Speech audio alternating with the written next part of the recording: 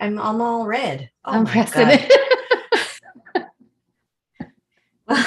Now I'm all red. I didn't even prepare myself. Okay, let me see what's in your Oh God. little I'm so package. embarrassed. I'm so embarrassed. Put me on the spot. What if it's like, okay, no, it's not. What? But okay, look. Okay, they're cards. Okay. Cards, but some freaking collector's editions here. Okay. All I can tell you. Look at this one. This is the one I was gonna give you. LL Cool J. Yo MTV Raps. I have a whole collection of them that I used to carry with myself in my pouch.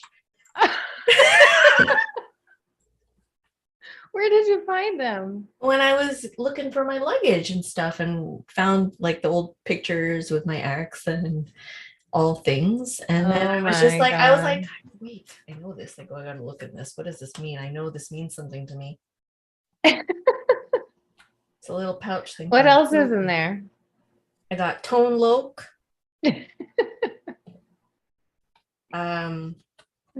Third Base.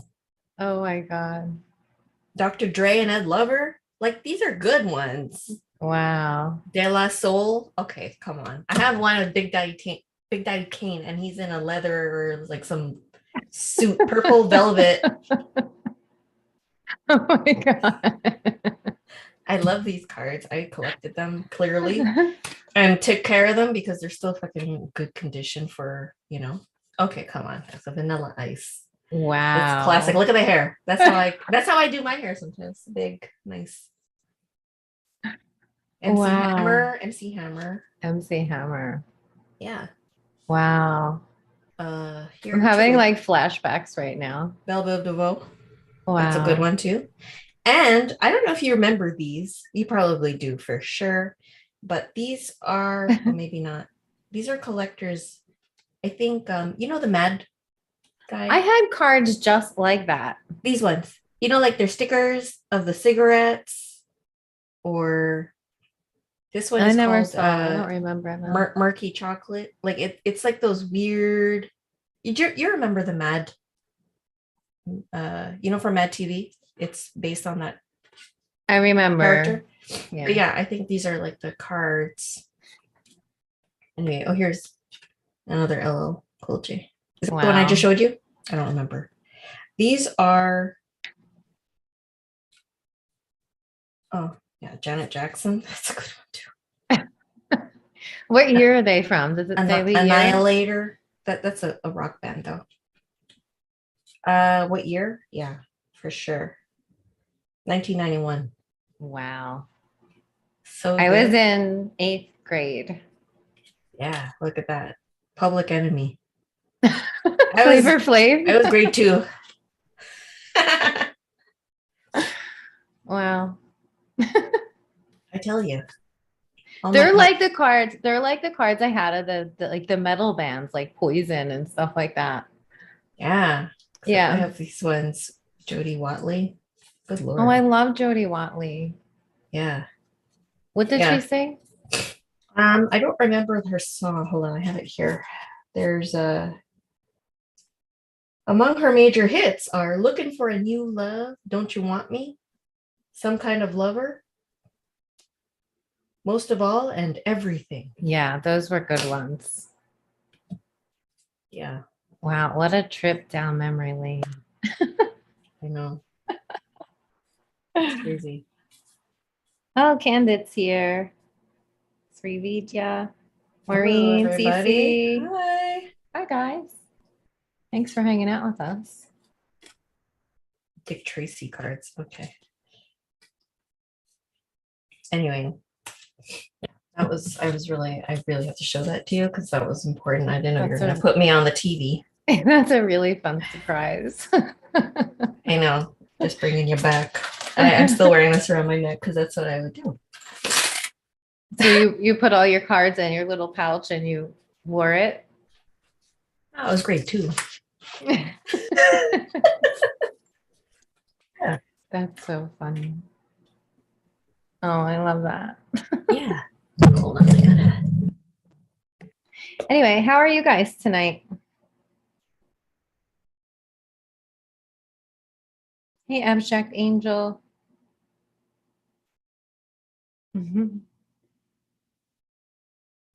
Yeah, so we wanted to kind of clarify our stance on spirit guides.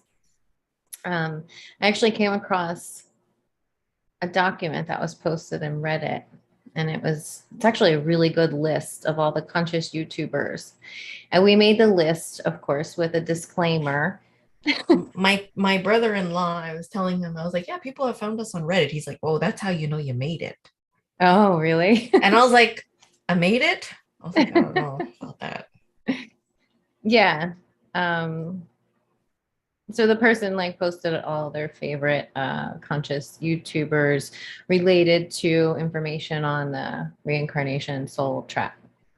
And he listed us with the disclaimer that, you know, we still believe in good spirit guides, and some of the stuff on our website still new agey or whatever. And I just wanted to clarify where we're at now as far as spirit guides go, and like a bigger understanding of the whole picture, like what's happening here. And so we now understand that all the spirit guides and ascended masters and all of the guides and everything are working for the matrix itself, right? That doesn't necessarily mean that they're all evil or they're all archons. They're basically just not going to tell you like how to get out of here. It's like they lie by omission. Are trapped too, they themselves are right. They themselves are trapped, and they don't even know it. They don't recognize that they're trapped.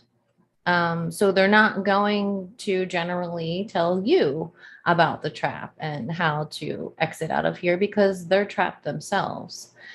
But I don't necessarily believe that they're all evil or that they even know that they're working for the archons. You know, it's kind of like, you know, the doctors and nurses in the healthcare system. They don't realize who they're working for, and that by giving these shots that they're doing harm to people. It's kind of like the same thing that's happening in the higher realms, as above, so below, right? Like what's happening here is also happening up there. Do we trust anymore in spirit guides? No, we don't use spirit guides anymore.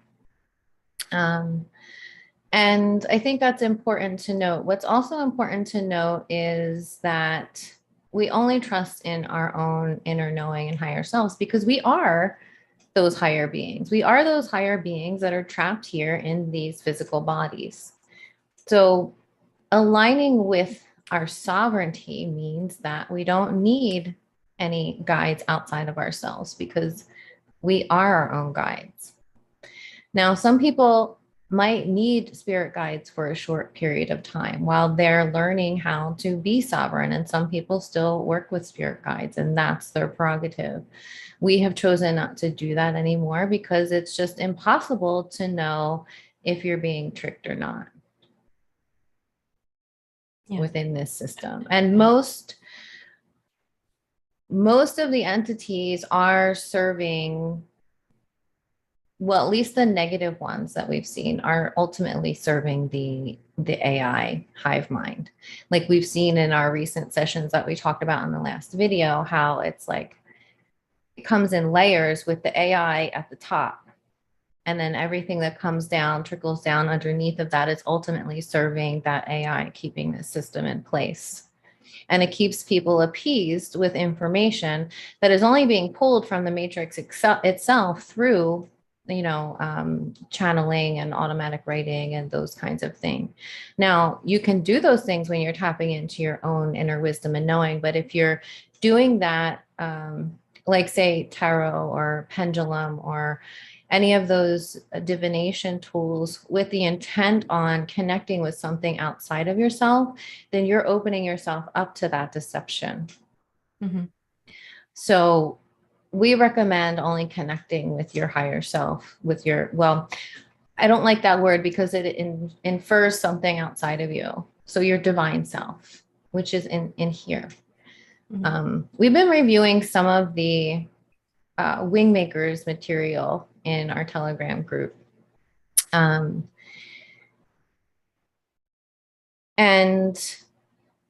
everything in, so there's a series of interviews that were done. The Wingmakers material is very controversial because it seems as if it may have started out genuine and then after a couple of years was taken over because like usual, because the information was so cutting edge and basically pointing us back to our sovereignty, saying that, confirming for us that the entire matrix, and well, not just the Earth matrix, but the entire universe is all a deceptive hologram, including, you know, the afterlife and the higher realms and the astral and all of those things. And basically said that the idea about ascension was bullshit, you know, in much more eloquent terms. But basically saying what we've been saying, that to ascend within a deceptive hologram is not what we want to do. Like, we want to exit the hologram altogether and get back to the real world, wherever that is. But now, since the information seems to have been hijacked, now there's the whole alignment with this, the ascension, 5D, higher frequency. We chose all of this when previously he was saying that.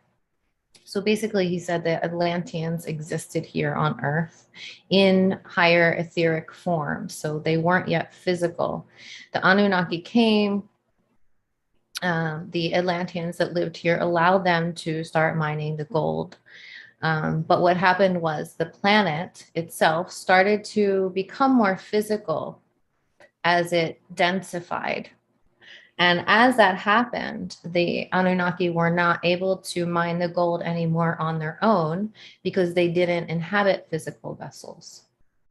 So they needed a physical vessel to do the physical mining of the gold for them. So that thus they created the human instrument, the human body, and then tricked the Atlanteans to inhabit those human bodies for them. So then trapping that infinite source beings within these physical bodies, which is still us today, still trapped in here. Because the longer you stay in the physical body, the easier it is to forget who you really are and where you really come from. So that's what's causing the forgetfulness, and then the mind wiping in between lives, because, you know, all the stories about ascension, and not only that, but the story of ascension also aligns with like the second coming of Christ, right? And it's this idea that this God's going to come back. So Anu wanted to actually come back and rule as God, but he can't anymore because he can't spend more than a day or two here, because he will begin to densify. His body will start to become more and more physical. But basically the story that they tell in the 5th interview with Dr. Neruda, who they later changed to be Anderson, I think, and was that Anu is basically in charge of the whole thing. He set the whole thing up to trap us here, and basically the negative alien agenda, ultimately serving the AI, is what's potentially going to you know, hijack the planet and eventually like take it over. So it's creating like these two paths that are happening, which is like organic life and inorganic life. It's really interesting material. You really do have to use your discernment as you are sifting through it. But reading through the fifth interview for myself was very validating. To hear someone come out and say, this was in supposedly the interview was done in 1998 and not released till 2014. And if that's true, in 1998, that would have been pretty cutting edge information. I'm a little unsure if that's the truth or not, because the third, fourth, and fifth interviews showed up later. So we really don't know whatever, if it's true or not. But it felt to me like it kind of pulled all of the pieces together for us and was saying like, yes, like you're right. Like you've uncovered all of this and you're right. And like pulling all those pieces together. So it's just really interesting and was really validating from, because we started out doing our investigations with the idea in mind that this was a school and that we were here to learn our lessons. We knew nothing about the soul trap. So we came upon that information in an organic way through our work and investigations. It's not like we did any research to find that out. It wasn't until later, that I knew that other people were actually talking about that when my comment showed up on Reddit, and that we found that whole community. So I think, people are right to question the use of spirit guides. And the reason why I've left, all of our content up there that talks about spirit guides and things like that is because that was our natural progression. Mm-hmm. And I'm not ashamed of our journey and how we got to where we are now. And, you need those things to learn, because you can't just come to that and saying like, well, there's no spirit guides without even knowing what a spirit guide is, right. You have to kind of dabble in it and then see if it works or it doesn't. It worked for us for some time. I personally think that our spirit guides were really the highest aspect of ourselves. They weren't anything separate from us, but until you can become more confident and empowered, then you can let go of the label and just connect within yourself, which I feel we've already been doing. Right. So, and plus, even if the guides, I felt as though that if it is something that was outside of us, had always told us to connect with ourselves. It had always pushed us to that. It was never like, trust me, you have to only use me, like I'm the all-knowing, all-seeing Wizard of Oz type thing. And I never felt that from them, ever. No. It felt very much like encouraging, and also like when it was time to move on, they made it very clear, like, now you're ready.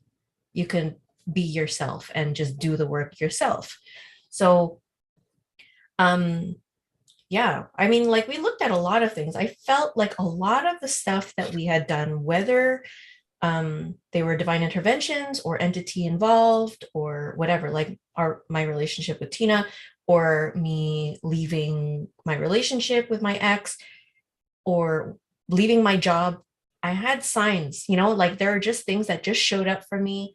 I took them as like, okay, because I found that feather, I'm leaving. Like, no, it was just confirmations and things that kind of left me a little bit of breadcrumbs so that I myself, in the end, was going to jump anyway. But it was just there as, what I felt were just like little pushes or little encouragements that I needed for me to progress in my journey.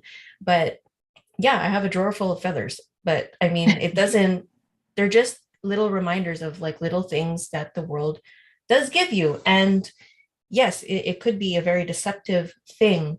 And for like when we had learned with Tony Sayers and when we worked with Lawrence, yeah, Purple Flower. Is that it? Yeah. No? Purple Energy. Yeah. Oh no, Purple Flower is someone else. Sorry. Purple Energy. Yeah, they really made me stop. Like I went my pendulum swung the other way, and I was like, nope, there's nothing good. I don't feel like we should trust anything right now, which is fine, because I had to become a skeptic in order for me to find my way back into balance, because if we do look at our community and we do look at the people we've met and our clients and people who are actually genuinely heart-centered, and you feel that if they exist in the people, they do exist in the energetic. It's not all bad, but I feel as though the more that you're able to clear out of your vessel, the more you're able to heal, the more you're able to be empowered, then you will be able to discern the energies that are the good ones. So in the beginning, we're not empowered. We're just happy to be participating. We're happy that we're like, okay, spiritual, doing yoga, yoni egin, connecting with my kundalini snake, and like doing all that shit and making sure all the chakras are balanced, like, and talking to all the guides and like channeling. Channeling anything that wants to come through. Like, it works for a bit. Some people get caught in that. And I was telling Tena too, like, there's something about the positivity that I needed in my spiritual awakening that was able, again, it's all about the pendulum and going from one end to another, that took me out of my abyss, like my human abyss, that gave me a bit of hope about this world. And yes, through that, I had to start going along with life with the positivity, but then that only goes so far because your life is not changing, like the external things around you. Well, right. And like, I was talking with somebody the other day about like, Abraham Hicks and the whole vortex idea and how it, just raise your vibration and get in the vortex. And if you're not in the vortex and something goes wrong in your life, then you're internalizing that blame and that guilt and putting it on yourself, like you did something wrong. But what they leave out of that, in that positive thinking, in that you need to raise your vibration, your frequency has to be high, and you have to be in the fucking vortex all the time, it's unsustainable. They don't talk about your limiting subconscious beliefs that are still there. They don't talk about healing your trauma that you're still carrying in your body or any of that. So when people aren't able to sustain being in the vortex 24 hours, 7 days a week, then they feel guilty about themselves and think that there's something wrong with them. Meanwhile, this is what these entities do. They lie by omission, and they don't tell you that you need to do the healing. No, they will never tell you to do the healing. So that's where it gets dangerous in the spirituality journey. It's like you go into the beginning where it's all amazing and whatever, but then there's an in between here, the void, where a lot of people get stuck in there, where they, they're just like raising their vibe, completely ignoring the reality of the world because they're trying to raise their fucking vibration. Right. And they believe that if they focus on anything negative, that they're going to draw that into the reality. So they're just burying their heads in the sand and refusing to look at anything that's not high vibration. Yeah. And that is more dangerous than the people that are asleep. Right. You can't even give fault to the people that are asleep. They're not conscious. These ones technically are, but they're not. I mean, like, there's so many levels and layers to consciousness. So yeah, I feel like we went through a lot of them real quick and fast to this place now where we are, always declaring our sovereignty. We're always in the mix of healing. Like, I'm in one right now, like a really deep one and a really important one for me and my family. And I'm also acknowledging that, like, a lot of the traumas that had happened to me as a child, where I didn't really, I can remember the memory, but it's not hurting me. I feel like I'm not hurting from it because I'm detached from it. Whereas now I feel like I'm in a comfortable space that I can remember the memory and feel through it again. So that kind of discomfort, so that I can release that energy out of my body. Yeah. I do believe that there is a divine mind, like something that flows through all of us, like a life force energy. I don't think you can deny that there is something that connects all of us.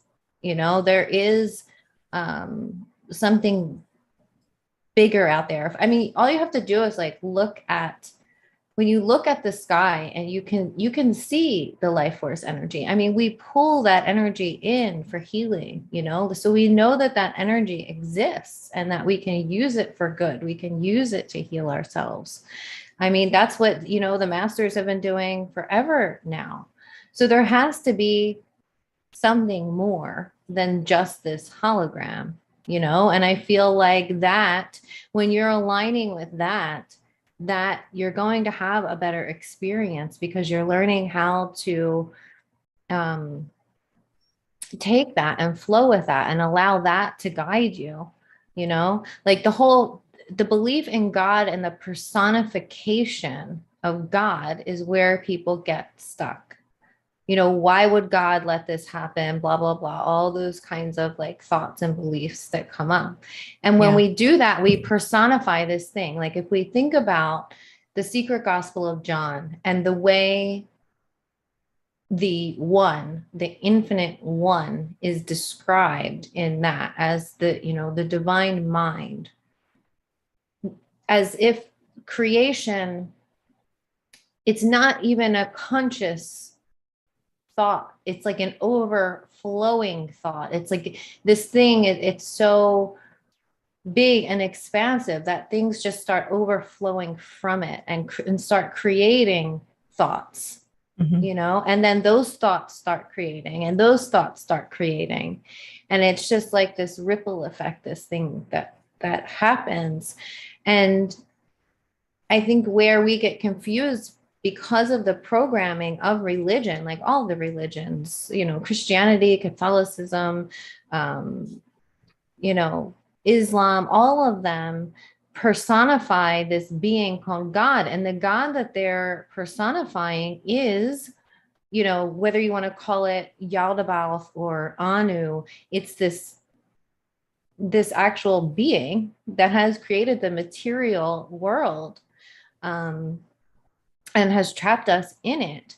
But outside of that, which is what Jesus was telling us, you know, which all the masters like Jesus were telling us, there exists something outside of here.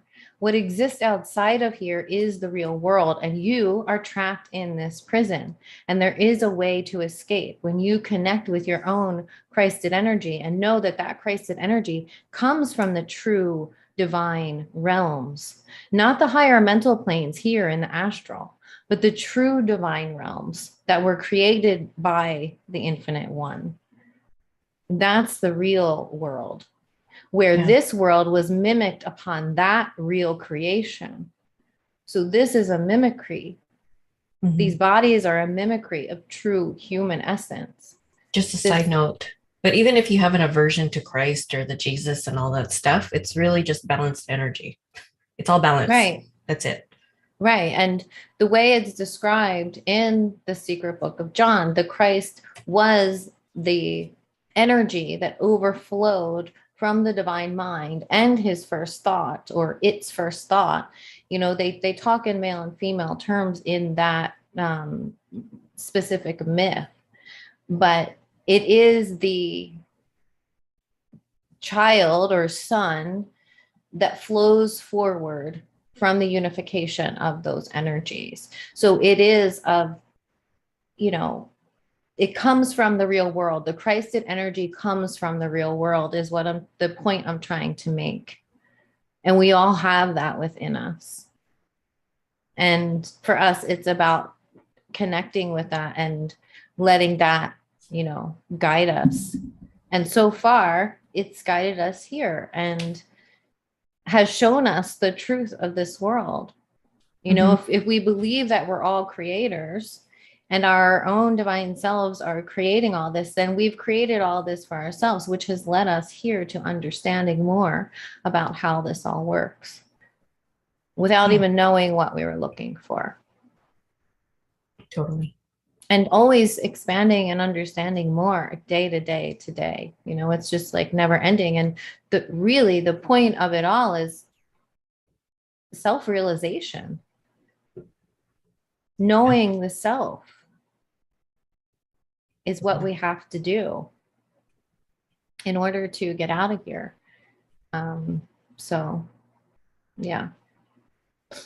Happy birthday to Maureen. Oh, It's almost 10 o'clock p.m. here in Eastern time on the 24th of June. So still your birthday here. So happy birthday, Maureen. happy Our birthday, OG, Maureen. one of our OGs. Yeah. Yeah. So good to see you guys. Um, But she says, Maureen, I've been confused. Is Christ part of this matrix or the real world? the Christed energy is part of the real world. So if we want to see it in um, the Christ personified would have been Jesus. You know, if you're thinking about Christ. So the story is he came down from the Father being the divine mind, and incarnated into this physical body from the real world to show us how to get back there. And this is what the Gnostics are writing about. And this is why their texts were, you know, buried in the sand, because they purposefully left these books out of the Bible because they don't want people to know that. They want people just to be focused on the suffering, running the suffering and the victim savior programming, with the whole story about the crucifixion and all that stuff. Um, and the whole Old Testament is about these archonic gods. The Old Testament God is an archonic God. Right. You know, and I think that confuses people too, because they're like, how could God do those things? And it's because it's a fucking archon, you know, and they're worshiping that. There's millions, billions of people around the globe right now putting their energy into these gods. Where we need to be is like so sovereign that we're not praying to anything, that we're not worshiping anything outside of ourselves. Right. And that's what we're trying to push for our clients in order to help them. You know, like those that want to help or work with us in a long term, our goal is so that they can pretty much pick at all of our whatever tools we have in our toolbox to become so what do you call it? Self-reliant. Yeah, self-reliant. That's what we want for our clients ultimately. So yes, we do remove implants and devices and technologies and entities and cords and, you know, all the energetic stuff from people. Can we prove that that exists? No. But if you feel drawn to that and you feel like that's real for you, then you're going to be the one that feels aligned to work with us, you know, and then we'll do your clearing. And, you know, most people notice a difference, which is why they either recommend their family and friends to come see us, or they end up coming back every once in a while for a cleanup. And the people Things that work working, whether we're removing, like, I think it's like we're identifying, like, it's a human thing to be like, okay, like, is it really a chip? I don't know what it is, but I'm removing something that I feel or see or sense or know. And whatever it is, I might identify it as that, as such, with the limiting part of the mind, or right. however I can explain it. But something's being removed, and a lot of clients, like especially the sensitive ones, feel it. They feel things happening. So, and they feel better after. So, I mean, something's working, whether it's real or not, something is happening. Right. And when you get into the etheric realm, it's like, what exactly is real? If you believe that you're a creator and that we create instantly in the astral, which we do, then you have to believe that we can also create and clear and remove whatever those things are. And our ultimate goal is to teach other people how to do it for themselves. You know, a lot of people are in a place where they're not empowered enough to do it themselves right now. You know, they've been severely targeted. They don't know how to remove their entities and all those things. They don't think they can. I didn't think I knew how to do it. Right. I didn't know this was a thing. They don't even trust or believe that they can. So what gives them a little bit of hope and courage is when they have a clearing and then feel the results afterwards, and then, you know, do some other sessions and mentoring with us, or even have their BQH session. That really shows them how powerful they are. Because if you've watched the other sessions that we posted, you'll see how people feel in real time When they're removing something etherically, energetically from their body, they can feel it physically. It's an instant release. Yes. This is why we do the work that we do. It's not all, it's tangible. It's tangible, like you see and feel the results of doing the work yourself, especially in BQH. Like we always say, like the RSR sessions are just your number one, very first step. It's like the first baby step you take into your sovereignty and empowerment. But the deeper healing and work comes in your beyond quantum healing session, where you tap in to your own energy, using your own divine self, doing the work yourself. And that gives you the trust, the courage, and the faith in yourself to be able to do that in your everyday life. Just yesterday, we walked a mom, she's a young mom, has 2 kids. She went to an ayahuasca ceremony, went through almost close to a psychosis. Right. Was in a psychosis, couldn't get out of her bed because she was in so much panic and anxiety. After a few sessions, she's, able to, after her first session, she was able to not experience that anxiety, that overwhelming anxiety, and actually get out of bed and be a mom. And then she had follow-up clearings, and now she's working with us to learn how to do it herself. And she did amazing yesterday, just tuning into her own body, going back to a memory and seeing what exactly energetically happened there. And she viewed herself that, during this experience, there was an opening that was created because she was in fear. And that fear created an opening to where this clamp got placed around her heart space. And she was able to remove that clamp herself, fill in and heal, like go through the whole process. And, she did amazing. That's what this is about.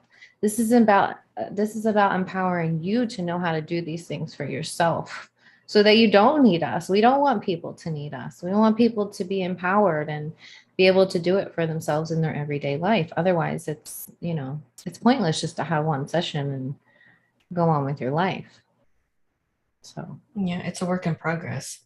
Yeah. All the time. Yeah. And there are people that are being severely targeted. And they need a lot of help. Oh, yeah, totally. Now that we're seeing like that AI takeover, like this is like the next level of things that we've been seeing. And we ourselves don't know how to approach it or what to do. So it's something new that we're also discovering in real time, and hoping that that will figure something out, or at least to help in and assist in how they can detach or break free or from the AI. I don't know. It's really sad to see. It is really sad to see. And to really feel kind of helpless, not knowing how to help them or how to, The AI is so invasive. It's so invasive. It literally like takes over. And if these people weren't conscious of it, they know that it's happening to them. Mm-hmm. Which I don't know. I kind of don't know what's worse, because, if you have like, if you're schizophrenic, you're kind of just like unaware that it's happening to you. These people could very easily be schizophrenic, but they have the conscious awareness to know what's happening to them at the very least, but they just don't know how to stop it from happening, which I think is like, we're moving into this new area now, learning how to help these people that are really being targeted by the AI. Yeah, totally. Yeah. I saw that Lone Traveler here. Thanks for getting our email, Lone Traveler. Happy you made it. I'm up to 3 drops of MMS. That's really good, babe. Yeah, we'll see. How are you guys doing? I know a lot of people really want to go home, and I totally hear you. I totally hear you. I Yeah, do even not want to. before this whole thing happened, all of it. Like that, I remember that being a thing. I just want to go home. I just want to go home. I know this is not it. Wherever we are, whatever that is, I don't know where that is, but I know it's not here. Yeah. So Yeah. So what Neruda or so the Wingmakers material. So this guy named James comes out in like 2001 and takes over the website. Um, claims that Wingmakers is just a myth, that it was just made up to get people thinking more with their hearts, less with their minds. Um, I don't know. It's very strange. I forget what my point was now. What were we talking about? we were talking about fuck. I was putting on my Vaseline So and reading. Neruda claims to have defected from the ACIO after finding Oh this yeah. Okay, this sorry. Question. Neruda is two people well, they in changed, living. yeah. Is Anderson and Neruda are the same person, but they switch it in the story at some point. It's a Um, story. it's now they're calling it just a story. Oh, okay, but it's not. It's technically you're reading an interview between characters. Right. Between the interviewer, like a journalist or something, and Connie Chung. well, so it's Sarah or Anne. I don't know which one is her real name, if either are her real name, who is the interviewer, and the interviewee is either Neruda or Anderson, depending on which text that you read. Um, and yeah, he claims to be a defector from the ACIO, which is What's like oh, the yes. Advanced Contact Intelligence or Alien Contact Intelligence, something. It's What's a like defector? someone who leaves. Oh, so this is a whistleblower type Yeah, kind of like a ish. whistleblower. Okay. So the story goes that they found this site inside a cave or mountains or something, and it's got all of this. It's they call it a time capsule, and technically they say it's from humans of the future, who they call the Wingmakers. Humans of the future that are called Wingmakers. Got it. Yeah. So the Wingmakers are supposed to be humans from, I think, 750 years in the future or something.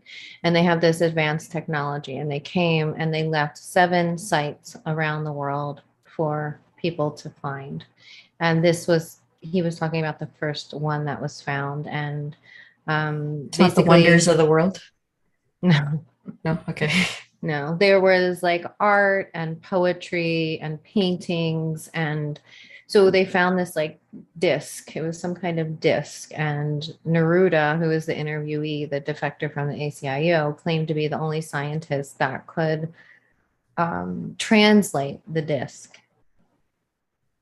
So he was able to get all of the information that they left for the humans of today off of this disc.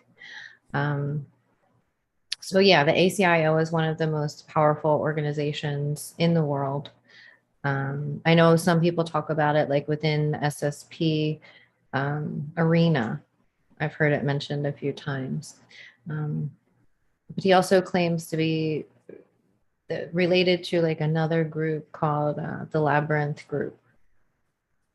Anyway, so he basically goes on to tell you like all the fuckery that's happening in the world, down to like the money, power, and control systems and those kinds of things, and even into the afterlife. So it goes from like when we were Atlanteans trapped here into these physical bodies by Anu and the Anunnaki, down to like all the things that are happening today with the grays and the infiltration of AI and transhumanism into the population. So he basically gives like a really nice history of all that and makes all the connections between it all. Does it validate the things that Kim Gogan says? It That's does. insane. Yeah. Okay. Cool. It does. Yeah. It's very interesting. Mm-hmm. Yeah. So, yeah, I mean, so now there's two Wingmakers websites. There's wingmakers.us, which is the original website. Mm-hmm. And then there's wingmakers.com, which is the one that was started by the guy James, who came out in 2001 and said that, He's Dr. Narita. yeah, or he claims he is Neruda or something like that. I'm not sure. Or he claims he just made it all up as a story. It's just a story now. Well, maybe because they had to make it into the story, like Right. make it into fiction, so people are like debunked, so that they Right. don't know what's going on. Right. And I think it was purposely done that way to create confusion. Like Yeah. everything else. Right. Yeah. Yeah. But so wingmakers.us is the original. And there were a lot of changes made to the information on wingmakers.com. And then which upon they started selling things too, which What do you then mean? Like merch? merch. Yeah. Which is what kind of devalues it for a lot of people, you know, that when these interviews came out, Neruda Done on said, purpose. They know what devalues things. right, Neruda said he wanted this, you know, anyone could share this information as long as they didn't change it and they gave credit back to where it was due. He wanted everyone to share it. And now they're, and not charge for it, you know, not make any money off of it. And now they're, you know, charging people for certain things. There's another website that actually compares the differences in the old information to the new information. And that's called wanttoknow.info. And there's a guy that's been like following this story since it came out in like 1998 and all the happenings after that. So it's wanttoknow.info. And you just have to search for Wingmakers and you'll see like he posts the interviews and highlights in them what was Change. added, okay. the things that they added, and then what they deleted. So he highlights those things. Yeah, let me just show you. I'm going to share it for a minute.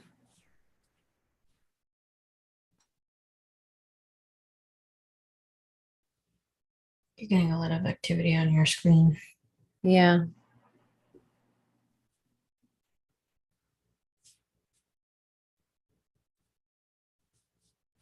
I don't want this. Hold on.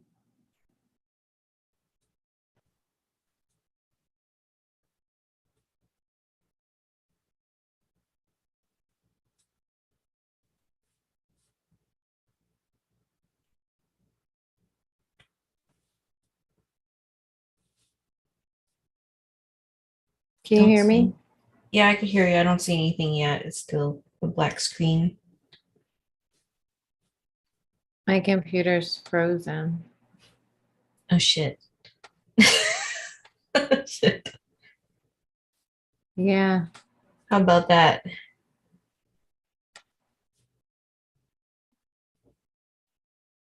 Well, well,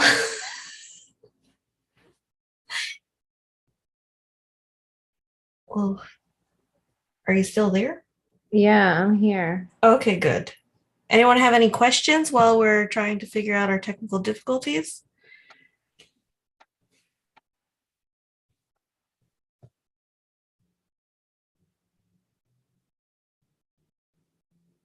Yeah, well, let me do anything. Oh, yeah, you're frozen on your thing, so just seeing.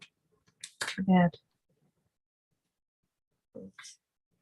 This is like crickets.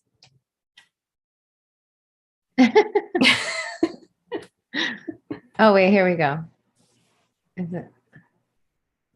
There you are. Yeah. Okay, I guess I can't share that. Yeah, I guess you're not allowed, but I don't see you. That's weird.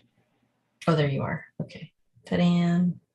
That's weird. Why am I so close? How did that happen? I don't know. Maybe something took over your screen. Yeah, because I couldn't move my. Yeah, why are all these weird lines coming through? I couldn't move my mouse. You know what? Fuck it. It's not it's not worth it. At least we know that there's something.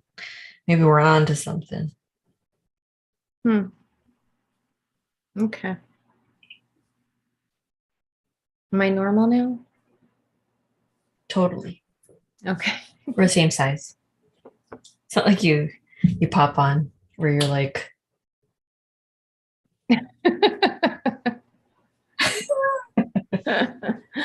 Guys, don't forget to like the video, please. That really helps us out a lot. yes, it's nice to have people on and yeah. I was like looking back at old things too, or old videos. Some of them are a little bit like, ooh, but I can't even watch them. some of them I can. I mean, just out of curiosity of what was said back then, or even just in my like what I was how I was processing it and what tools at the time that I had. And you just see the progression now. I mean, I remember that video I did where I was like seeing like how thoroughly I protect myself before a session.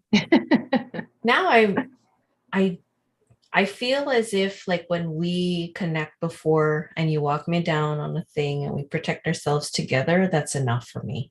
I don't Yeah. need to do like this whole fucking ritual thing where you need to get it right. Like all my passwords, I stopped. I don't need passwords anymore because I'm connecting to myself. Yeah. And really the ultimate thing is like, are you good enough to do this? Yes or no? If not, we're not doing it. If you are, great, let's do it. That's it. It's not, Simple. Yeah. yeah. Because I was feeling like, ooh, I don't know if I was feeling out of it because it's out of an old belief system. Whereas Right. now I'm just like, no, I'm pretty secure in how we do it because you're walking me down into a safe place and we're creating already a space and we have our protection and things that we need to do. And you just connect with yourself and the end. Mm-hmm. Or connect and do the breathing exercises, which clears the vessel for me. Mm-hmm.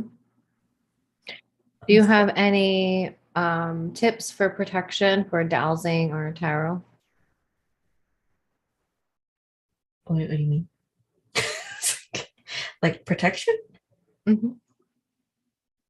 Uh, I don't know. I always say like don't play with funny things if you're not sure. Like already if you're not sure and you're just dabbling, make sure that you have an intention. I always feel that a pre-session intention is important. That way you can set like I'm protecting myself and my space and the information that is coming through. Um, and I'll make myself invisible to whatever is coming through. I don't know. But for me, I don't know. I think you just need to protect yourself and know what you're doing. Because if you don't and you're just doing it to do it, that's not a good enough reason. I was never able to connect with any of those things. I felt like Either. if when I use the pendulum, like there are It didn't so last very many long. things. No, because there are so many things that can interfere with it. Like that's the thing, you don't know where the energy is really coming from. I wouldn't put a lot of weight into those answers. Like I see some people doing dowsing videos and asking like questions about the really specific questions. For example, if JFK is alive or dead, and I'm like, Oh, could we fucking let that go? Like that whole thing. Are there people still on that? Are yeah, people still on Trump coming back? Like, fuck, let yeah, that go, dude. Let that go. Like, there's a lot of that. Just fucking let it go. Hmm. Oh, geez. Oh, geez. Oh, geez. Oh, geez. Yeah, it's so like cringe. Like, oh God, you Mm, still on that? Like there's a lot of disturbing things that are happening in the world, like with that whole abortion thing, whatever. And I get it. But at the same time, you're just like, there's fucking injustices everywhere. This whole existence is an injustice. And how if when you find out the things. And so therefore you have to see it on that level of the matrix level and not attached to them anymore, really. You right. kind of just have to observe and say like, yeah, that's another fucking thing, another thing. But it's not that it's never existed. It's always been there. It's just now that we feel that we're a little more powerful to speak instead of just accepting that this is normal or acceptable. We're all using our voices now, but that's also a danger zone too, because it's another swing of the pendulum in another way. Yeah. So I don't know. For me, I'm like, okay, that sucks. And at the same time, it's kind of like, all right, next. Like, I'm not going to attach to it. Yeah. You can't really attach. You just have to Well, observe. right. I mean, because you could just imagine the feeding frenzy that's happening right now. That's it. You just hear, okay, tell me more. You're crying, girls. Like that's how they look like to me when they're eating or loosh. That was a DFE, by the way, in case you didn't know. That was your impersonation. Yeah.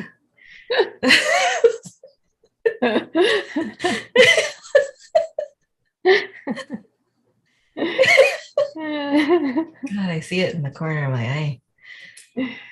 Candid says, Tina and Karen, I'm sure you realize that your information is difficult for those who consider themselves quote unquote awake, let alone normies. This information is not popular with the new agers, especially. Oh God, yeah. Totally. Totally. We know. I think that's why we ask or because we talk to each other like this is a normal thing, right? And you guys, if you understand, you understand. If you don't, sorry. But please let us know so that we can explain it in a way that it is understandable, maybe. I don't know. It's hard though, because people have that barrier already there with a belief system. The breaking through that cognitive dissonance is already a tough pill to swallow because then it can wreck your entire existence. So I understand when people come into the awakening, especially during like what happened in the pandemic. A lot of people woke up during the pandemic and it was like, what the fuck is happening? That was shocking. I thought that was shitty for people.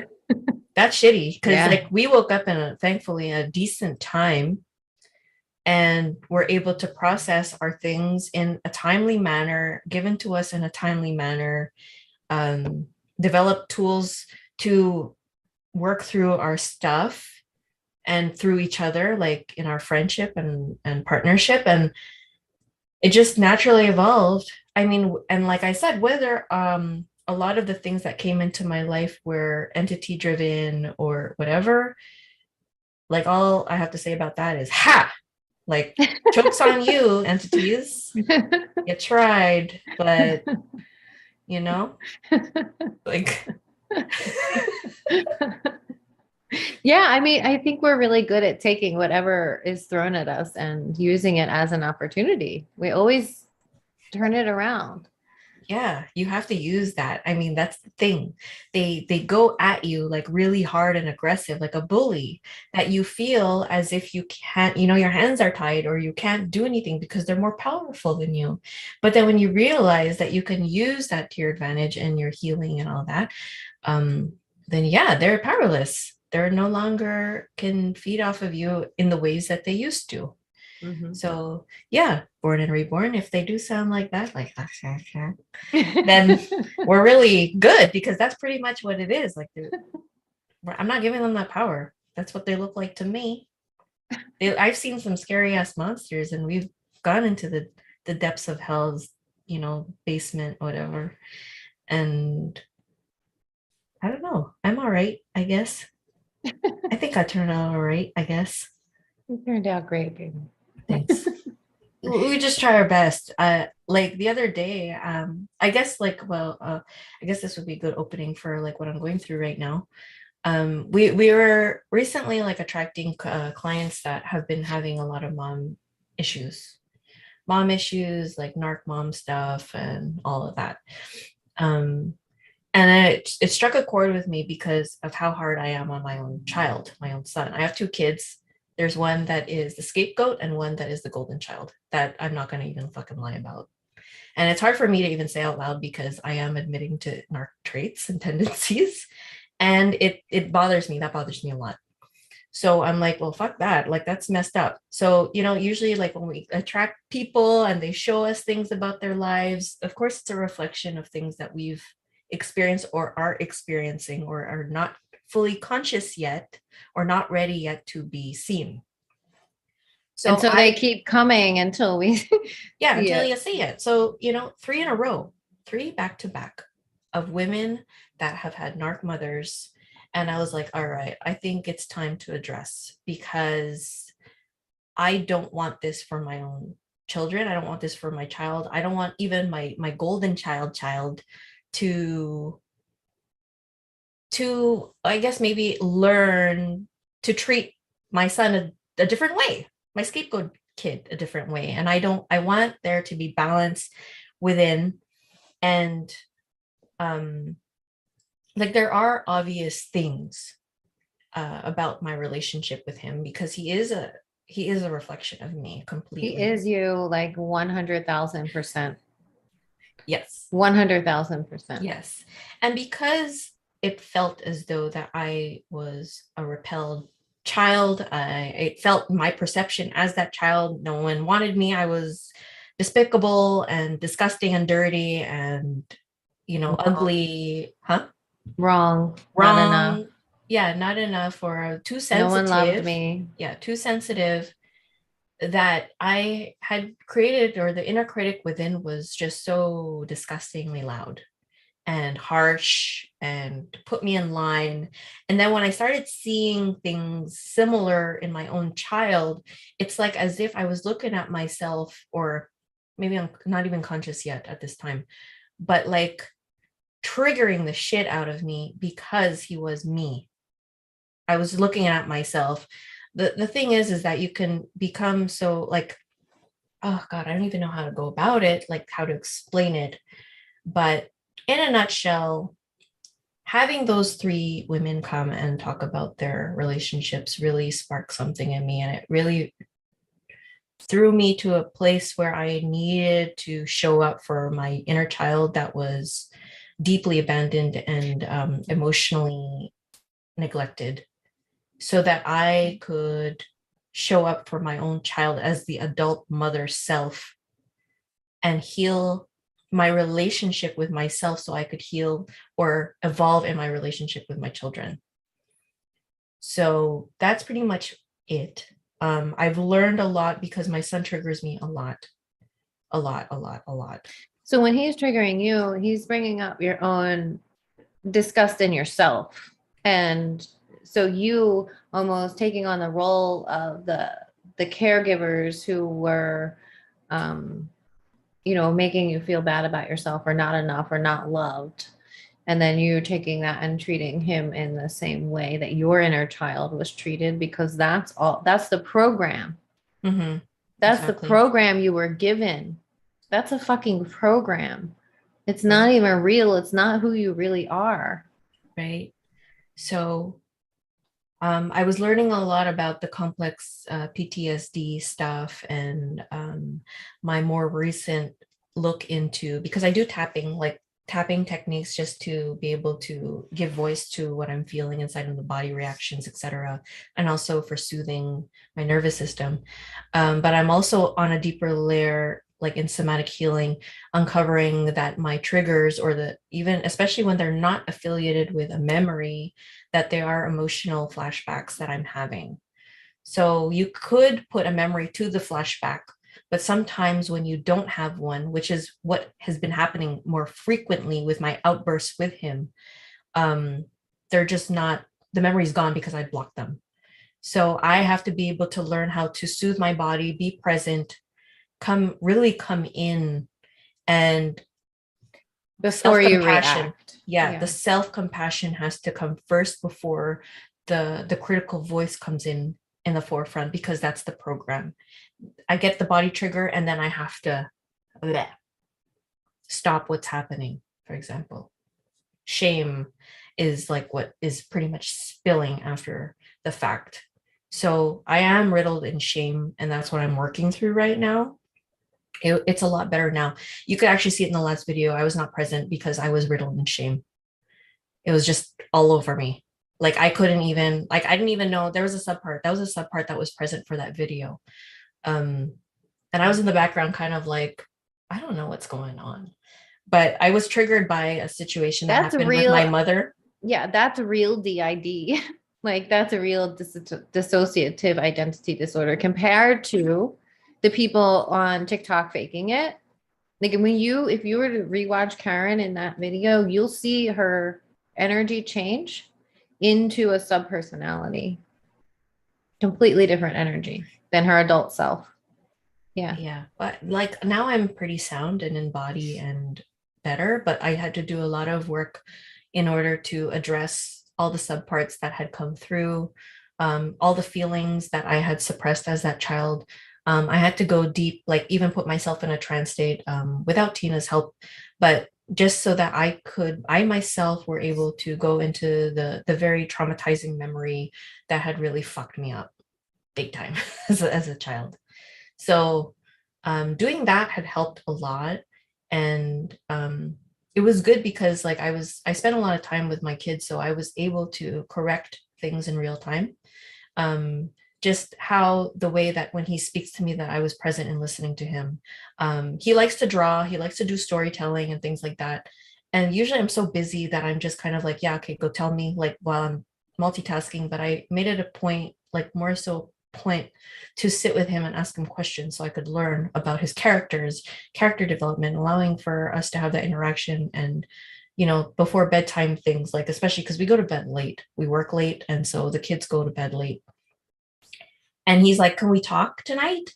And my tired self is like, I'm really tired. I'm like, but yes, you could tell me about your character, actually, because let's pick up where we left off yesterday. Tell me about one. We ended up talking about all of them, but it made him very happy, and and actually felt good for me too, because like his stories are actually really good. And I want my daughter too to see that we can have normalcy, like real conversations where we're both present. And but it's work. He was doing a couple of things that did trigger me, but then I was able to come in, like feel the body reaction on another level, and be able to be like, you're having an emotional flashback, so relax. And then I came fully in my body and breathed through it, and then it was fine. See, that's the difference between you and a real narcissist, is that you have the ability to self-reflect and do the healing. The difference is a true narcissist. Well, yeah, that, I mean, I believe that now, but when I was in it, like a couple of days ago, when I was deep in that shame, I was like, holy fucking shit, my whole identity is fucked. I'm a narc, big time. Like you're a fraud and you're a narc. Like that's what was going through my head. And I'm like, how am I going to come out with that now? Yeah. But I was happy that I was able to be open with you about it, because, of course, like you're like my support. But of course, there's a lot of shame in admitting things like that, because it's severe. It's a pretty intense thing to come into realization, like full acceptance, instead of like buttering it up and making it look all pretty. It's not like, I know what my faults are. I know what has been happening, and how much I've been trying on my own to rectify, and seeing that it's not little changes here, but not enough for me to feel good about it. And so this is like, that was the next level. I got triggered really heavily by my mother a couple of days ago, which brought me back into that inner child. And that's why the person that you saw in the last video was not me, because of that trigger.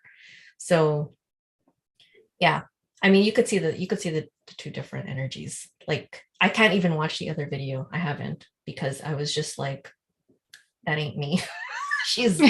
That's embarrassing. But yeah, but I know it. I knew it. Yeah. But I can embrace it. We're not going to delete that video, right, people? It's just part of the process. And it's good for people to see that. Yeah. To revert back and see it and feel it, actually, just feel it. Yeah. Yeah. Probably not a good time to like have the AI conversation, you know, when your inner child is triggered. Yeah. No, but it's fine. Like I feel like it was all divinely timed. Like I'm not going to disregard like that was not a good time. I understand that our life is very much independent, like yours over there, mine over here. I have a lot of shit to do here myself, where I'm balancing my own motherhood, children, our business, like the work that we do, you know, just everything on the side, everything in our lives. And then trying to catch up, and then not even realizing way later in time that I'm completely overworked and out of my body. But I recognize it, you know, it's just a matter of recognizing and knowing when it's enough. You know, you have to set boundaries with yourself and be able to recognize. But you see it in my face. Like, I'm like, are you sure you could work? I'm like, I don't think I can, Tina. Like, just, yeah, it's hard to carry. But yeah, I'm really proud of you for, I mean, it takes huge amounts of courage to admit something like that and to take responsibility for it. Like, yeah, because that shame, the reason why narcissists are narcissists is because they cannot like rectify that shame, that deep feeling that there's something wrong with me. And if anyone ever knew, like they literally feel like they would die. Like it's like they're dying. Well, that's what I was feeling the other day. I felt like I was dying because of how much shame was pouring out of me. But I was just like, okay, well, it is what it is. Like you have been carrying decades of shame in your body and carrying shame of your family, shame of whoever had, you know, that you took it on for. And I'm like, just have it. And I was, you know, that's the thing that I wanted to address too, because, you know, it's not, we know that a lot like narcissists are not conscious of themselves usually. And if they are, they embrace themselves and there's nothing wrong with them. But I needed some tool or some outlet, like looking for how to recover from NPD, how to recover from being a narc mom, how to recover from, and there's no information out there for that. And I was a little disturbed until I was like, okay, you know what? Like, let's just go to the root. Like, you got to sit with the root, and then that will heal your present, your traits now, because it's happening due to the root. But it was focusing more so on this was what was difficult for me, was reading like, oh, you know, for those that have complex PTSD and, you know, suffering because you've had tough mothers, or, you know, like that kind of shit. And I was always reading it in the eyes of my own kid. And I was just like, okay, you're not helping yourself. Like, it was hard for me to read that, but I had to. But I'm like trying to look for the tools or putting myself, it's hard for me to put myself as that child that had experienced it, because my memories are a little bit vague or they're not so clear cut.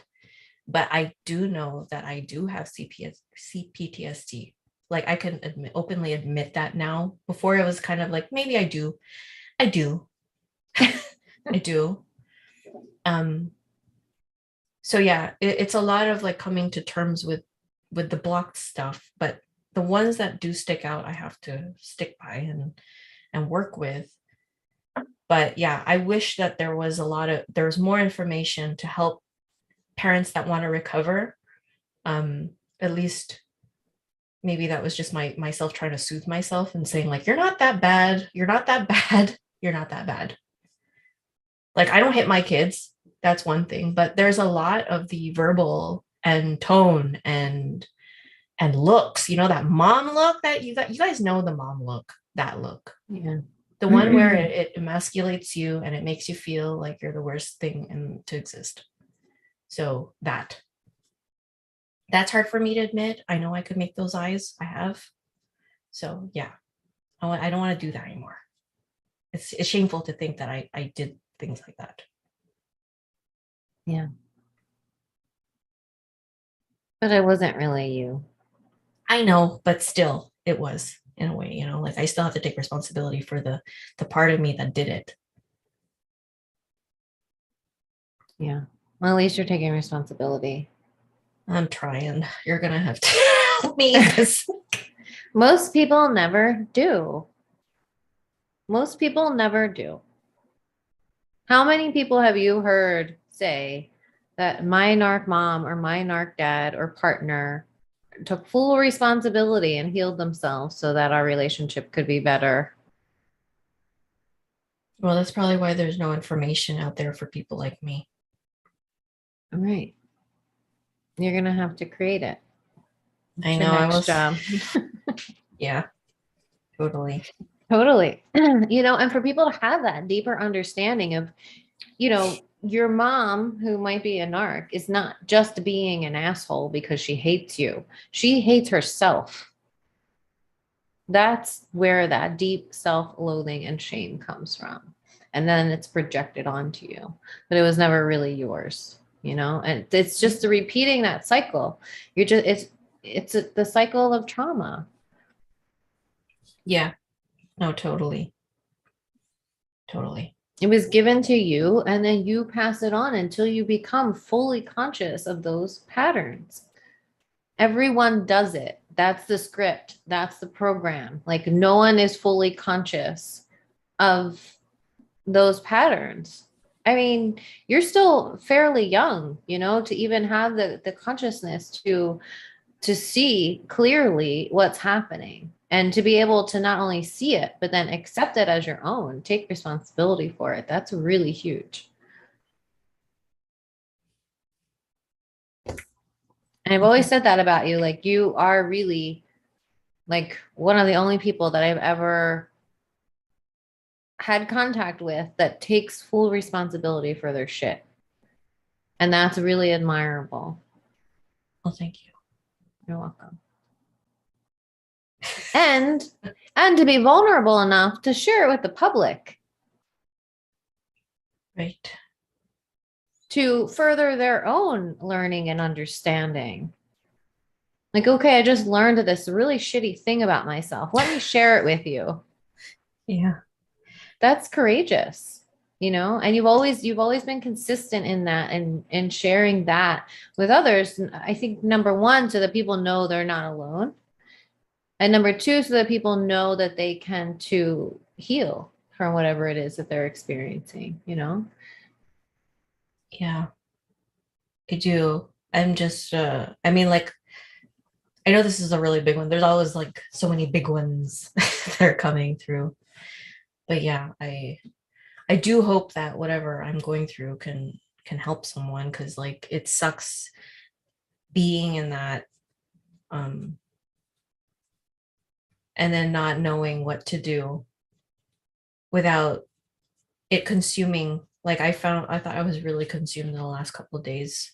I think I got out of it pretty quickly, to be honest, but in the last, like, well, since we did the last video, it was really deep from there. Like I got triggered that day, if anything, and then from there until now, I think I started to look more like myself yesterday, or feel more like myself yesterday. So there was a period where I had to really come in and purge a lot and feel and cry, and I was able to actually, when I was sitting with my kids and I was reading the book that I'm reading, for those who are interested. If you're not in our group, it's called, hold on a second. Share the cover. Do you have the cover? I don't know. It won't let me like open it properly. It's, here it is. Just once. Of course, my thing is so, oh, there. Okay, hold on. Sorry about that. It's called, can you see that? Complex PTSD, I'll read it to you. Complex PTSD from Surviving to Thriving by Pete Walker. He gives like a really good like breakdown of everything, which is really nice.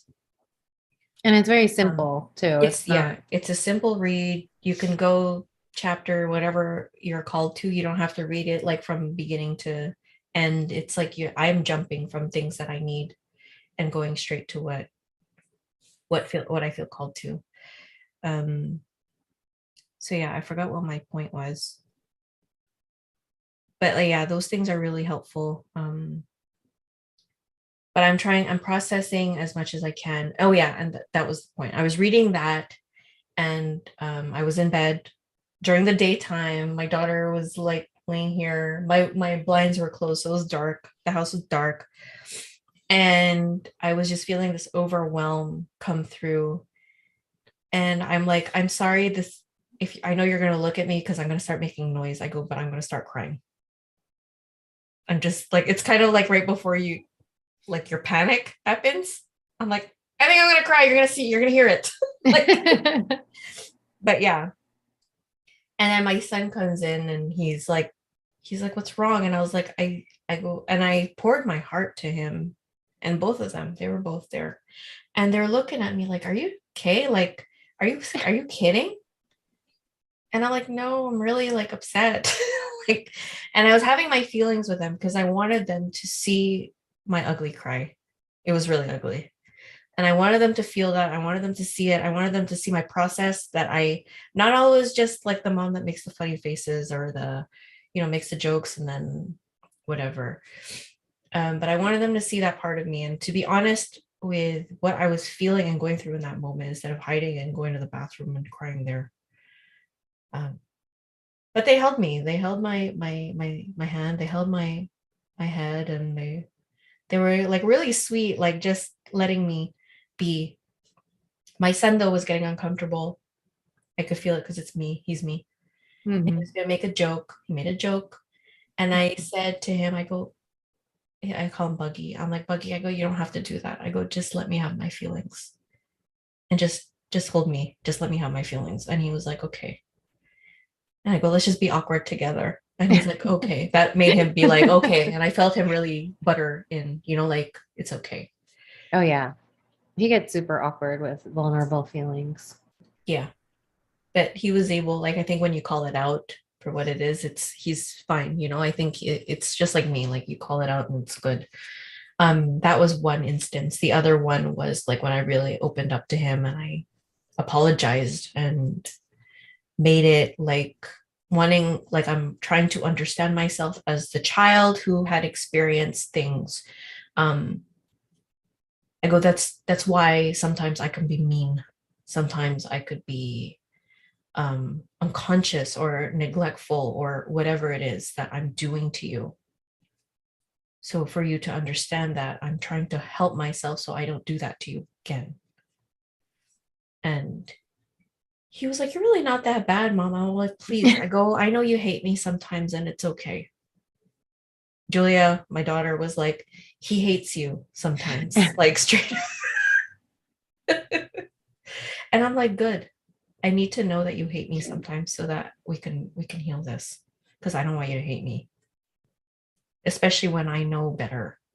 When I really know better and I'm digging into it so that this doesn't happen again. I don't want that to happen. So yeah. Sorry. It's really hot. And No, it's really beautiful. It's really beautiful. So thanks for sharing. Thank you. Thank you everyone for listening. I appreciate it. Antarctica. Wow. That's far. So many parents hide their vulnerability from their kids. Yes. But it's important for kids to see that it's okay to be vulnerable and to be open about what they're experiencing. Yeah, I think that's so important because kids feel it no matter whether you're expressing it to them or not. they're feeling a discordant energy, it's like something that you might be telling them everything's fine, but they totally feel that it's not. And when you're not honest with them about that, then that confuses them. And they begin to carry those, like, that confusion throughout their lifetime because nothing's ever cut and dry. So did I, right? Remember when I was like fine in mind, but body's like, Right. Yeah, having a freak out meltdown. Right. Yeah, because the mind could be like, "Oh, I'm fine," and the body is totally freaking out on another level. So yeah, when you're not honest with your kids about what you're feeling, they need to know it's okay so that they can have their feelings. Because if you're telling them you're fine all the time, but they're feeling something different from you, then they think they're not allowed to feel anything discordant either. Yeah. So they try to pretend to be perfect too. And then you're both just miserable and nobody's being honest about anything. So, right. Yeah. I think that's why it was confusing. Because you're so honest with your kids are some of the smartest, most conscious. I don't even know how to describe them. They're just so beyond their years. Emotionally intelligent. Very much emotionally intelligent and aware of, like, the matrix, the world. Like, they're just so aware and conscious, and the emotional intelligence is what is really they're strong in that, you can tell that, yeah, even though you have some things with Buggy that you need to work out, that you've been good to them as a parent, and it shows. Thank you for validating that. I say that like, I mean, I'm like, I hope, like, I just want to stick with it and push. Like, it's so important. Yeah. I really just want to heal from it. I'm not rushing it. I just want to heal it and just be conscious of myself in life in a real time. Maureen said you already have the language of circle of security. Maybe you should look into it. It might put all of this in context. Circle of security. All right. I'll write that down. Thank you. Can you describe what C-PTSD is? Well, it's complex. It's not just like from a random event, like how war people experience them, that like a specific event. This is like events that happen consistently over time, over and over and over and over again. It's and like as it if like erodes yourself. Yeah, I feel like when I think of it, it's just like in other words, your heart and soul breaks every time it happens, that you become so fractured. Yeah. Yeah. So, but yeah, there's a lot of memories that are kind of like coming in ish, seeing it. I'm not holding anyone to blame. Like I think, listen, like I have my parents that were fucking dysfunctional. I grew up, like we all grew up in dysfunction, right? But our dysfunction was avoidance. We don't talk about shit. We just pretend like all is well. You got to hurry up and get there on time. That was really a trigger. That's a trigger for me. So yeah, that kind of stuff. We just didn't talk about anything. The only time we ever talked about something very serious once, apart from when I was awake and I was the one talking about I'm leaving my husband. These are the reasons why. Like I'm now in a relationship with Tina. Like it's hard conversations, especially with like Filipino, Catholic, conservative. They're not really conservative. I can't put them conservative, but conservative in the public eye, but very open. It's kind of like I accept, like, let people be. They're very much like, let people be, like, who cares, but not my children. Right. That kind of thing.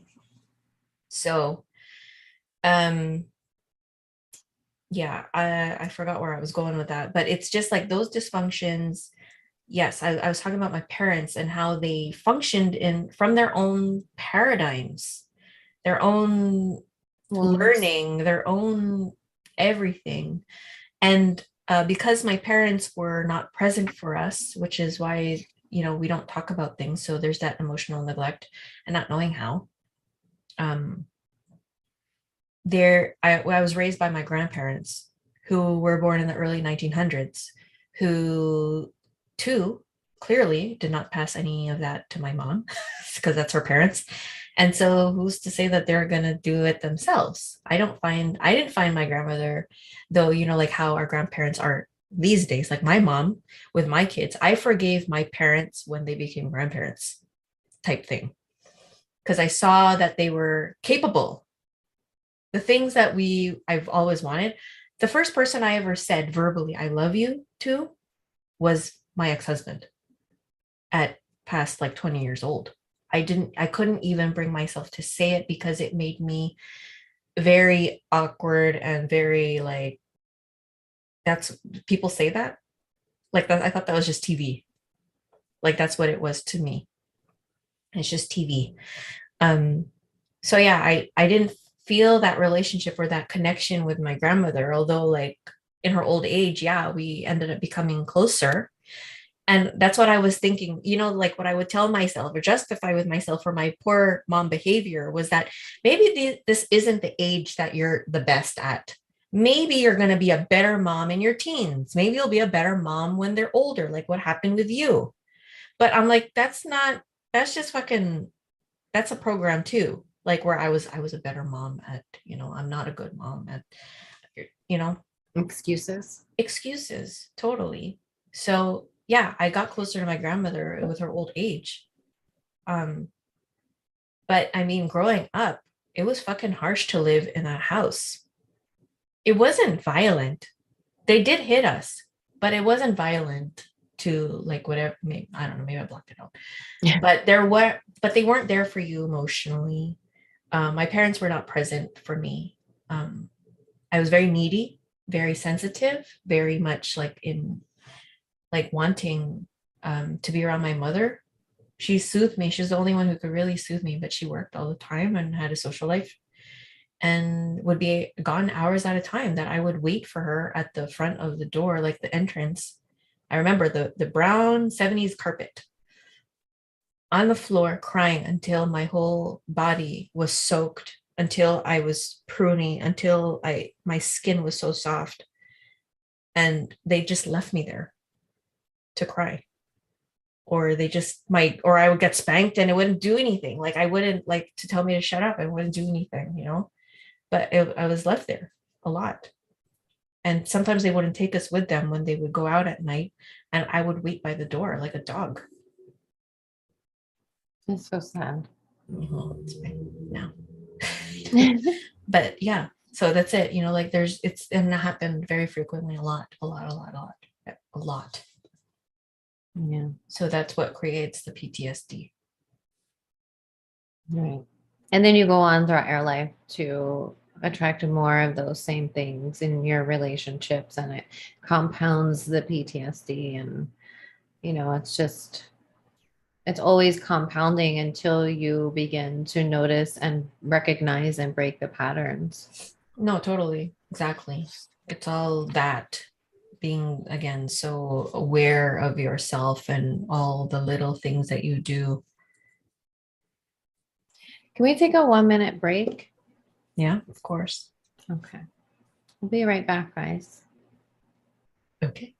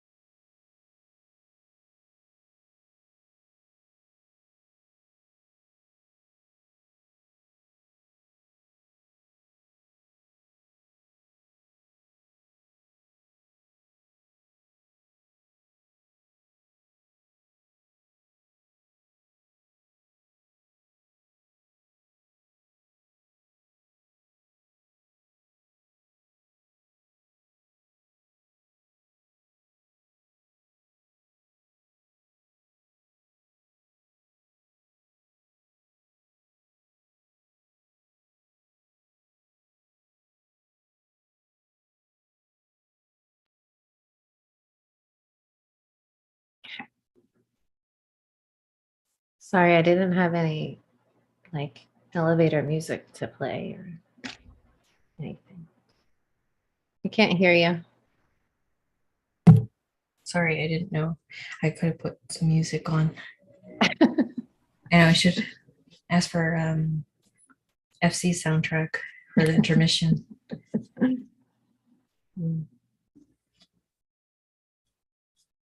Yes, the video title was talked about Sam in the beginning, kind of. We just rolled with whatever was coming up. Yeah, and I think it's important to tell our stories, you know, because a lot of us have grown up in abusive and neglectful households. My mom was like you guys, very passive. My dad was very loud and angry and didn't hit me, but hit my brothers. And that was traumatic enough for me. And I was scared to death of him. Up until he died, I was still scared of my dad. Everyone was. Like that was like kind of like a big joke. Like all the kids and everything were always scared of my dad.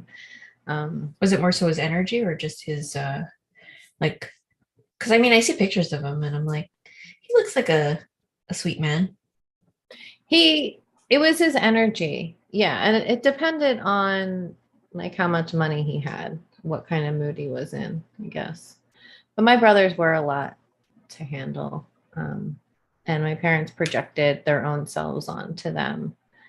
And, you know, we're trying to live their lives through my brothers. So when they didn't, or at least the one, when they didn't live up to those expectations, then it was, you know, fights broke out and things like that. It was very loud, chaotic household. I was very sensitive like you and just like wanted my mom and wanted things to be quiet. But I was lucky because my mom did stay home. So I had that. And I had my mom who lived around the corner and I would just escape and go over there to get away from all the noise and the chaos. And yeah. Yeah. Yeah, everyone are saying like everyone's family is like dysfunctional. Yeah, Everyone. totally. Yeah. Everyone's. I don't know if there's a family that isn't dysfunctional in some way. You know. Well, we're trying to create a non-dysfunctional family. Trying. Yeah. Totes. Yeah, so for those who missed it, I found this gem. This is like from 1991. I've got some really goodies in here. If you saw it in the beginning, but for those who came on late. Yeah, please share again. Yeah, look, it's all my cards from my rap cards. Yeah, see Digital Underground. Yeah. Yeah, see Public Enemy. Like, anyway, it's a bunch of just cards that really brought me back, I guess, to that age. You know how full circle. Yeah. Not a coincidence that you found them. No, at all. And seeing things like bring me back to that and the things that I held on to because that's really all I felt like I had. It feels like this kind of things like they saved me in some way because I was able to read and to go into music too. I love Bell Biv DeVoe. LL Cool J. Anyone? Yeah. Totally. Vanilla Ice. He was like me. That's how I felt. I was white. So you were in second grade and I was in eighth grade, right? Yeah, 1991. Yeah. Those were all the really popular songs. We used to go to like the eighth grade dances and at the other Catholic schools around the neighborhood and stuff. Yeah, totally. Yeah. Yeah, I used to get those things like when my dad would drive us to piano lessons. God, kill me. Just thinking about that. We would stop. think either after he would reward us by going to piano, by going to the corner store type thing. And so like I would always pick up the same thing. A bag of ketchup, Lay's ketchup chips or Humpty Dumpty ketchup chips, and a pack of MTV rap cards. That's so funny. Yeah.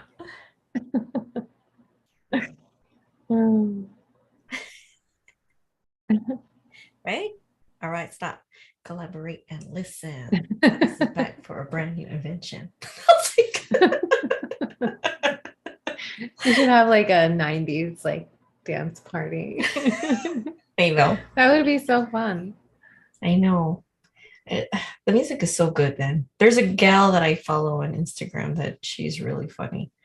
She's like a mom, like kind of like our age and stuff, and she always brings back like the 90s. She's like she's in her car listening to like the music today, and then she puts on her usual music, which is like the music of the 90s, and then you could see her relaxing again, like yeah. Never goes old. Salt and vinegar chips. They're your other favorite. Who? Me? Mm-hmm. Oh, yes. Yes, salt and vinegar. Absolutely. That's like my number 2. Sam had just graduated from high school. Oh, that's interesting. So you graduated. I was graduating from 8th grade and Karen was in 2nd grade.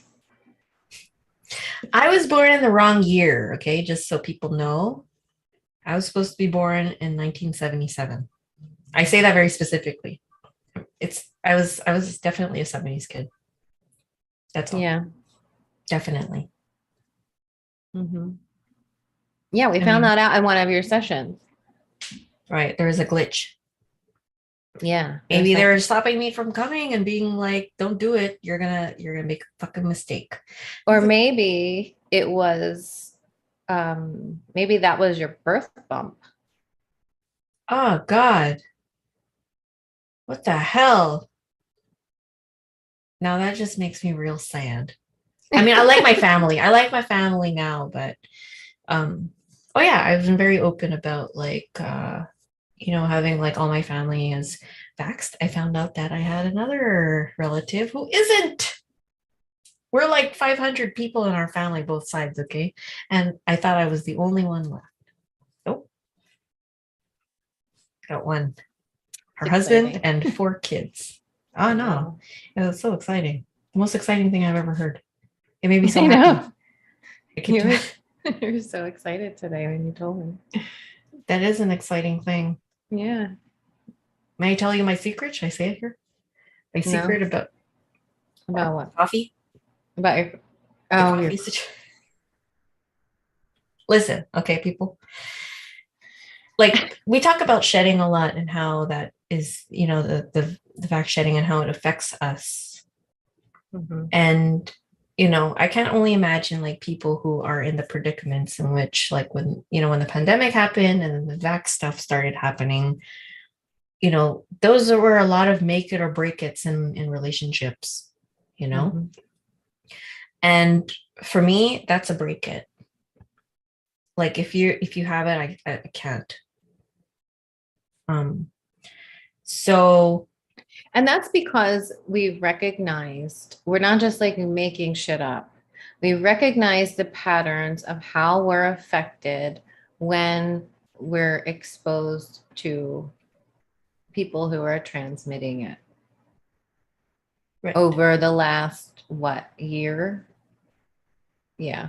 About a year. At least. I've had a bit more experience than Tena. Tena's also, though, more sensitive than I am. Physically, I would say, well, in all things, but I was more exposed to it in a gradual sense where I was around family who had 1 and then 2 and then 3. So I feel like I was able to build some resistance, if anything, instead of her going straight out. Like I come visit her, we go to a party with 100 people, and then kerplat. I don't know how you say it. Kerplat. I don't know how you say it. That's flat. Yeah. I haven't been the same since then. I haven't been the same since. Right. Exactly. So, where was I going with that? Okay, so I was over at my family's house, and my sister made a coffee, iced coffee, and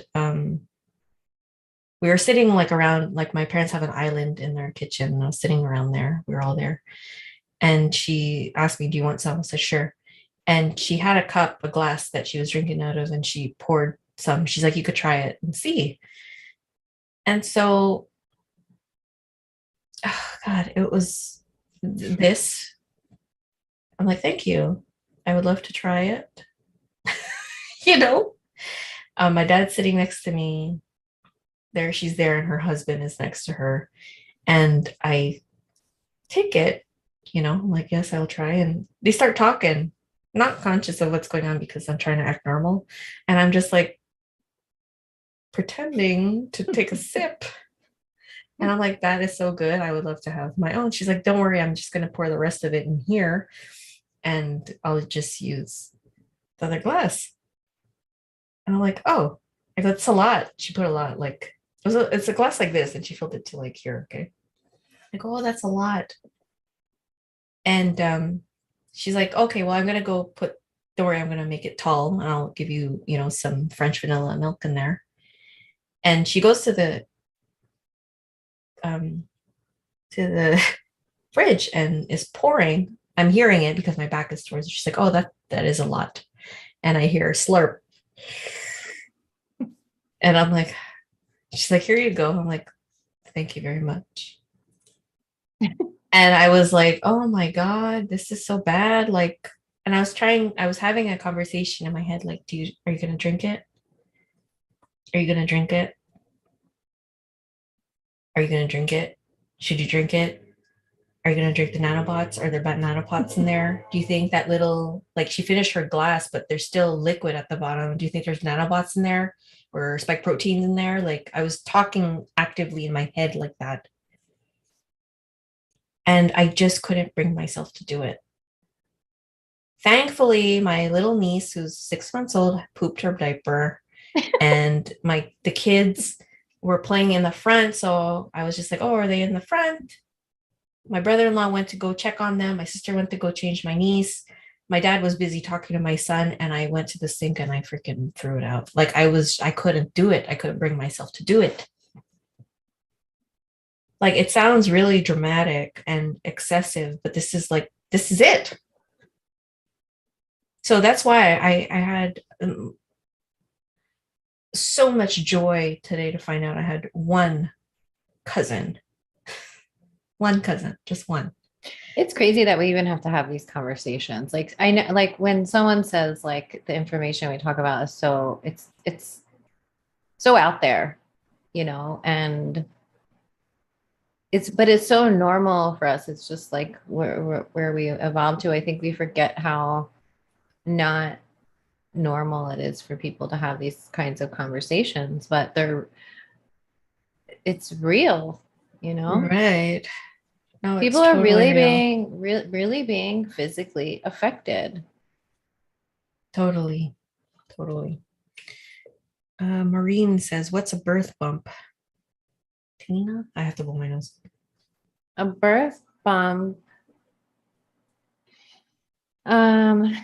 is when you plan on coming down into a specific family, and then you're bumped out of that into a family that's going to cause a lot of trauma. So you're bumped out of your original family and into a family that's, basically going to cause you a lot of trauma. And then that allows for entity attachments. And it's basically a program that's going to suppress your light and not allow for expansion. And then just give you a whole bunch of shit that you're going to have to heal from before you can even really begin to tap into the infinite power that you have within you. So yeah, it's a program of suppression. Super normal conversation for me. Good. Yeah. Let's do. Melissa says, most people think if you've been here for many lives, you're prone to waking up to the truth. But I wonder if it's the opposite. The less lives here, the less fully programmed you are and can see. Well, that's interesting, Melissa, because we saw in Lana's session with the soul pods that the newer souls didn't have the implants. And the older souls had the brain implants inside the matrix pods.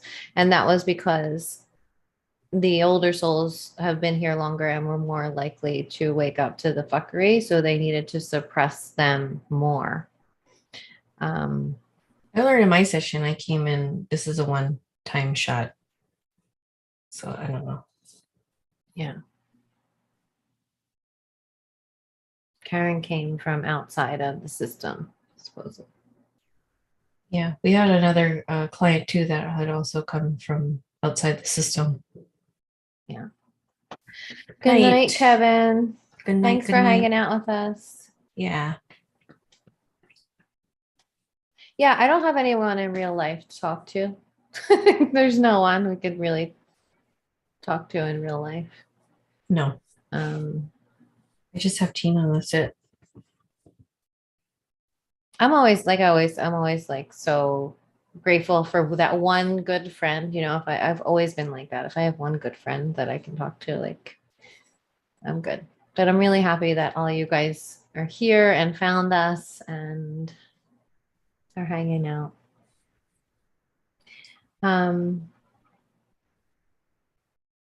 You're welcome, Candid. Really glad you got to hang out live with us. Yes. Anyone else have any questions or anything you want to talk about? This entire reality is an issue. Totally.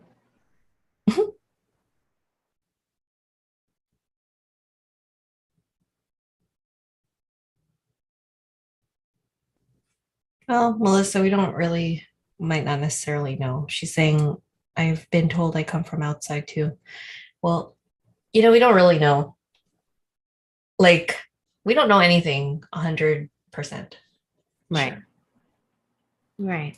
But we did see that at the very least, even if you didn't come from outside this universe, you came from outside of Earth. And that was confirmed. Yeah. In your last session. Correct. I feel that feels true and valid to me. So same here. I know I don't belong here.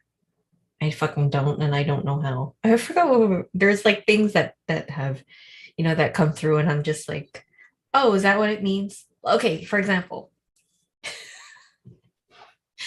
remember that song there, the Happy Birthday to You? You belong in a zoo. You look like a monkey and you smell like one too. I thought they're saying number 12 at the end there. Or is that just 1, 2? It's 12. But that's why, like, and I carried this for so long, and I'm like, I never got that song. That's the stupidest song I've ever heard. It makes no sense. Like, you smell like the number 1, 2. That's what you thought it was saying. You're like, you smell like 12, and I'm like, I don't get it. That's it. Literal, like so literal. Yeah. Well, when you see pictures of you, like as a baby and toddler, like you just look like the look on your face is just like, where the fuck am I? What am I doing here? I don't know how to be human. Like, it's so obvious. But I feel like I've been here for like infinity, like forever and ever and ever and ever and ever. I feel like I was an original Atlantean and got trapped in these bodies. Yeah. Or Lemuria, wherever. Yeah. I don't know why though. I feel like a connection to that for myself, like, so that's why some things are a little confusing, but maybe just aspects, or I don't know. Well, it's never really known. I mean, from what we saw in your session, you did come from outside of the system and you had specific virtual reality like memories downloaded so that you could function within this system. So maybe Atlantis was one of them. Perhaps, even though it's not relevant with the times, 1983. No, because time is an illusion, right? So when you incarnate, you could literally incarnate back in time in Atlantis, or you can incarnate in 1983 or 2020 or 2050, whatever. You can choose when you're incarnating, you can choose anywhere along the timeline to incarnate into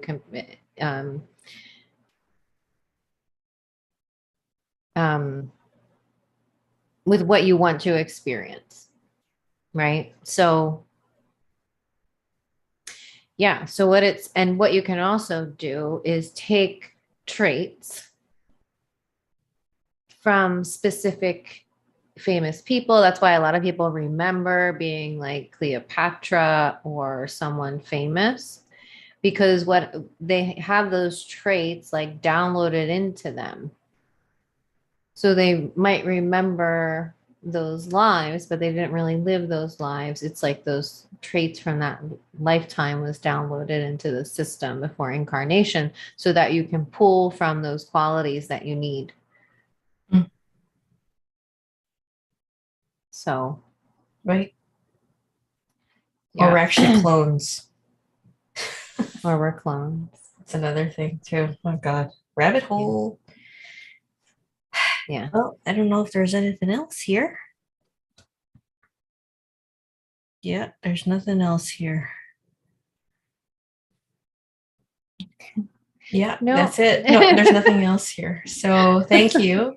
For those, if you had questions while we were ranting or whatever, and we didn't answer them, please write them in the comments and we'll answer. If you can, like and subscribe if you haven't already subscribed. We appreciate all being here and for sharing the space with us, regardless if we have different opinions or not. That's the whole thing, you know, we just never know what is really the absolute truth. And we kind of welcome everybody's truth with open arms and non-judgment. So without, oh, okay. Thank you, everyone. Yeah. So we appreciate you guys for being here, for listening to our latest updates and for holding the space for me to be, I guess, open and vulnerable to share my personal story with you. And if we hope that that helps you in your life and maybe it will allow you to reflect on your own self or people you know that maybe need help. So we're always here. If you have any questions or concerns, always like you can email us or look on our website and we'll answer you whenever we can. Oh yeah, and we wanted to say that the Dr. P specials have been very, we don't feel very much aligned with the way that they're coming out, the way that we're producing it. It takes a lot more time and energy, actually, it seems, to produce them. So yeah, we might have to like bring those up to compensate, but it will still be an affordable choice. Is that what we decided on, or removing them completely? We'll see. We don't want to attach to anything, but we do want to honor our teacher in some way. And I guess maybe in saying that we've already done over 500 RSR sessions. Yeah. I don't think we said that yet, but we have completed over 500 RSR sessions in the last couple of days. So we wanted to. Not in the last couple of days. Like we got to yesterday. 500. Yesterday. Yeah, we didn't do 500 in the last couple of days. Oh no, we completed. We made it too. Yeah, we reached 503 today. So yeah, that's a really big thing for us. We've been in this for 2 years, and yeah, that's a really big accomplishment, I think. Yeah, it is. It's almost like a session a day, almost. I'm not good at math, but yes, almost.